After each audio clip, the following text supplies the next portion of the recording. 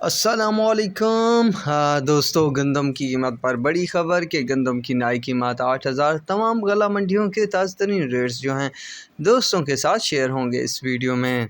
दोस्तों, गुज़िश्ता कई दिनों से आप सबको अपडेट दी जा रही थी कि गंदम की कीमतों में जो है आपको ज़बरदस्त तेज़ी देखने को मिलने वाली है, तो आप सब लोग होशियार रहें, तैयार रहें और फ़ायदा उठाना। तो दोस्तों, वैसे भी पंजाब में जो है काफ़ी हद तक तेज़ी दिखाई गई है और सिंध में भी तमाम गला मंडियों में ज़बरदस्त तेज़ी बनी, पर हुकूमत का कुछ दबाव बना जिसकी वजह से रेट से कम देखने को मिले और मंदी का रुझान भी बना। पर अब जो है बड़ा धमाका हुआ जिसके बाद हरुणाबाद गला मंडी में आज फिर जो है रेट 2850 रुपये को पहुंच गया है। अराइवल जो है दिन ब दिन कम से कम होती जा रही है, मतलब आइंदा आने वाले दिनों में मज़ीद तेज़ी बनेगी और अच्छी खासी तेज़ी बनेगी।